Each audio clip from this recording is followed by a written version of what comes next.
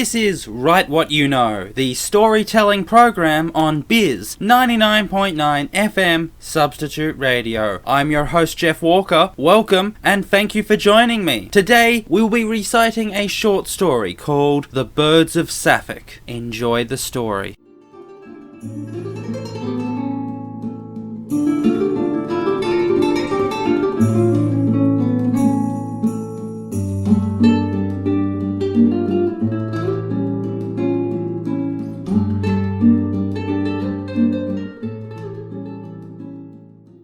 Today is the 10th of September. It's moving day. It's one of those things that are pretty good when you're in my situation. Moving, that is.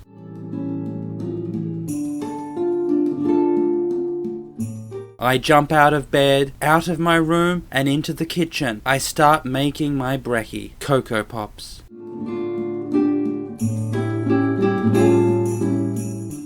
Dad was the bugger-it-up who made us move to Sapphic. He was really excited about it. I just kept whinging. I blamed him for all my misery over the last 7 years. Sup mates, g'day and all that, I'm Luke, how's it going? Screw Sapphic. I hate living here so much. It's a bit of a hole. Too many trees, crappy internet, no mobile reception. Civilization is a long, painful half-hour drive away. Lots of op shops and walking tracks. What a waste of time. So many mud brick houses you'll choke. And Sapphic smells. What disgusts me most are the people. They're a fair bunch lame. Everyone in Sapphic is an idiot. I mean, you'd have to be to live here. There's Veronica and Suzanne at 172. We always see them sitting on the front lawn, never wearing any clothes, and smoking funny-looking cigarettes, sometimes kissing each other. Dad reckons that's disgusting. I agree with him. Kissing is gross. At 302, there's Mr. Suzuki. He speeds down the street like a stupid head in his Jeep. He's the reason we have so many dead kangaroos around. Not that I care about kangaroos. They're not interesting. Mr. Suzuki has also set his property on fire, dammed up the creek, chopped down all the trees around his house, ate his horse. Why does he bother? He's a spud. He should act like one. Then at 352, there's Ace 13. Back when we just moved into Sapphic, she and Mum used to be mates. Mum would go round to her place for a cuppa all the time, but not anymore. A couple of years ago, Mum and her got into a big fight. Ace 13 accused me of stealing her gay-ass garden gnomes. Mum stuck up for me. Power bar. They've hated each other since. And then there's Dave Sentinel and Philip Worcestershire at 83. Dave and Philip are bird watchers. I mean, what a couple of spastics. All they do all day is walk around Sapphic and watch birds. Being an accountant or a school teacher would be bad enough, but bird watching? I'd cut my wrists.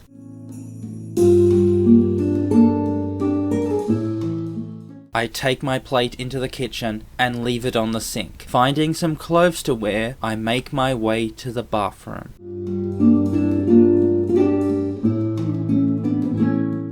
Look, you'll like it here. Just give it a chance. Why don't you go for a bike ride around the town? Dad suggested the day we settled in Sapphic. 5 minutes later, I was lying in the middle of the road crying. Knees bleeding, marsh flies and bull ants biting me, dust all over my face. I knew it was gonna be crap living here, but no one listened to me. It took 7 years, but finally Dad got the right idea. All me mates live in Limerick Creek. There's me mate Drew, Skinny Boy, and big bustling Bruno. I only get to see them at school. Hanging out with friends is sweet. Hanging in class is mucus. What really sucks balls is the parties. Living in Sapphic means I can't go to any parties going on. But that's okay. Today's moving day. Soon I'll be able to start making up for lost time. Hinder, Chemical Romance, and Nickelback played up at speaker busting loudness. Plenty of chat. It's all about the mates. Mates you know, mates you don't know, just hanging out and chatting. A bit too much to drink, you know? Everyone having one too many beers and waking up on the couch in spew? I can't wait for my first hangover. Not only that, I'll be able to hold parties at my house. I've got over 100 MySpace friends. Just imagine what the parties will be like. It'd be pretty wild. The closest thing to a party I've been to is Sapphic Australia Day Barbie. So we went round to Mr. Suzuki's place to grab a snag. I hated it. It was crap. Mosquitoes biting me, hamburgers that made me feel sick, and I wasn't allowed in the pool. The only music that got played was a bunch of lame oldies. Phil Collins, Roy Orbison, Elton John, Bob Dylan, and a bunch of other boring no-names. All that music is junk. It's got that annoying buzz to it. Vomit music. Veronica and Suzanne kept talking about boring stuff. Sex in the City, jokes about naked people and sausages, their hair, and who's going to sleep with who. Total garbage. Mr. Suzuki was in charge of the Barbie. He carried a gun around with him, occasionally shooting at a rabbit or fox. After we ate, he invited Dad into his tool shed to check out a new drill he'd just bought. Noisy racket, sitting around a bunch of weirdos with a painful gnawing in my face. Where was Ace 13? She was sitting at home on her veranda having a gig at us all, the binoculars and stuff. She didn't have the nerve to join us. There was only one half-decent person there worth talking to. Philip's nephew from Pomland, Dylan, who was there on a short holiday. I offered to kick the footy around with him. He declined, suggesting we go off and play Crash Bandicoot in his room. I declined. Crash Bandicoot's a gay spud. Philip and Dave weren't saying much. They just sat by themselves, not eating any of the food. They didn't find Veronica and Suzanne's jokes funny. I can understand how they felt. The jokes just weren't funny at all. "What's your favourite type of birds?" Dad asks, trying to get conversation started with them. "The sapphic parrot, the tree-climbing lyrebird, and the blue-orange confetti," Dave answered. "I disagree. I don't think the lyrebird is that good. And what about the Anglebush kookaburra?" "That's a good bird," Philip interjected. And then Dave and Philip got into this huge conversation about the best birds in Sapphic. What a load.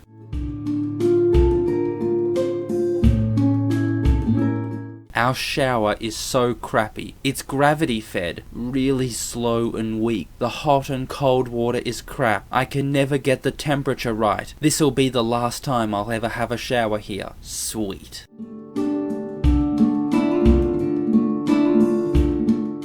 Dave and Philip have got birds on the brain. I swear, they're obsessed. A couple of years ago they made a book, The Birds of Sapphic, and gave everyone copies for Christmas. Who would seriously write or read a book? It's just too hard. Not too hard, but not interesting. Boring. Reading and writing is stupid face. Those two are a couple of loser heads. Don't they understand the true Aussie way? The only stuff you ever read is the newspaper from back to front, stopping when you get to the dead guys. In other words, the only stuff worth reading is the sports section. People in Sapphic just don't understand the Aussie attitudes. Like at election time, Veronica and Suzanne went across town and handed out papers and stickers, trying to get everyone to vote for the Greens. The Greens will legalise marijuana, have gay marriages, and protect our forests, Veronica said. Let's get them into government. They just don't understand. Aussies don't vote for people because of their political stuff. Everyone knows that's boring. All politics is boring. Well, they are boring. That's the point. Aussies vote for people because they're good blokes. Just have a look. John Howard, Johnny, what a great bloke. Braxy, a great bloke as well. Jeff Kennett, the greatest bloke of them all. And what do you know? Howard won the election. I'm right again.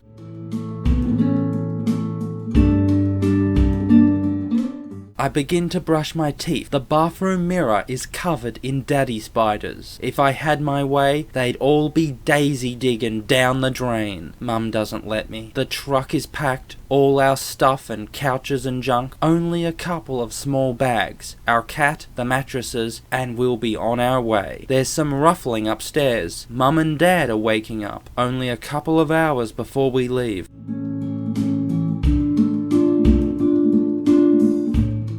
On Saturdays, there's the Sapphic market. Only a loser would go to a market. Ponchos, fatty pastry crap, lots of weird smelly smoke, fake Pokemon cards, fat losers yelling stuff at you. Yu-Gi-Oh? What the hell? Everyone goes to the market, except for me, 'cause I'm not stupid. Veronica and Suzanne are painters. They like to paint Sapphic and the national park, and they sell the paintings at their stall. I think the whole thing is pretty brainless. We're not in the 1900s anymore. Nobody does art anymore. That's boring. Cool people just hang out with mates. Art is dead. Ace 13 likes to make dresses. Man, do they suck. They go all the way down to the ankles, trampling in the mud. Doesn't she pay any attention to fashion? Girls these days wear dresses that go above the knee, showing off their gorgeous legs, so that guys perv on them. That's the cool style these days. Mr. Suzuki goes to the market too. I don't know what he does there. Something stupid, I'll bet. Dave and Philip don't have a stall. They just walk around the market, wasting their money on cold curries, cheap dresses, or loser rugs, throwing away their money. Why don't they spend it on something good, like McDonald's, or a can of Coke? Just wait till we move to Limerick Creek. Then I can go to Limerick Creek Market. That's where it's at, hanging around by the town statue, next to me mates, can of fuzz, a couple of potato cakes, a bounty bar. Drew asks for $1, which I'm happy to give him. We put our money together and buy a crappy second-hand TV, and then take turns smashing it to pieces with a bat. Lots of fun.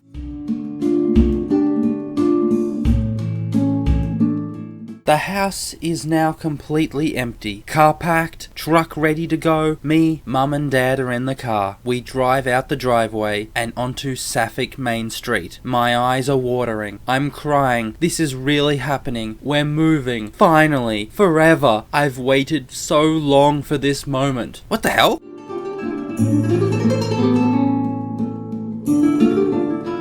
Everyone in Sapphic has crappy jobs. Veronica and Suzanne are masseuses. What a stupid job. You've gotta touch people and watch them get happy from it. How awful. Mr. Suzuki is a real estate agent, the boss of the company. Boring. You've gotta help other people find homes to live in. Though he did do a good job finding us a house in Limerick Creek. That was good. Ace 13 is a primary school teacher. Stupid job. Trying to teach little annoying brats how to spell and count? What a total loser job. A job for losers. If they were smarter, they'd get cool jobs, like me. Once I move to Limerick Creek, I'm gonna get a high-class job, working at Video Easy. But of course, people have career changes after so many years, so then I'll move to Blockbuster.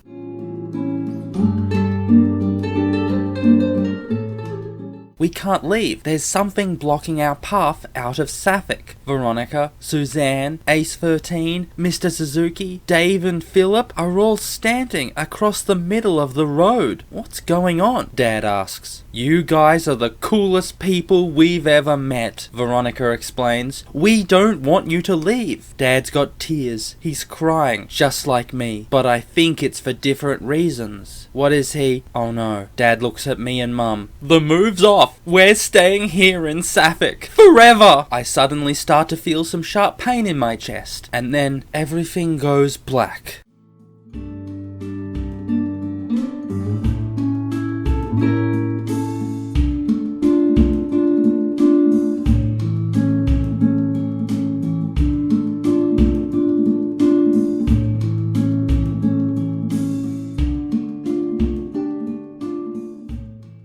Welcome back. That was the short story, The Birds of Sapphic. I'm Geoff Walker, and you've been listening to Write What You Know on Bizz 99.9 FM Substitute Radio. Please join me again next time for more short stories. Till we meet again, take care and happy writing.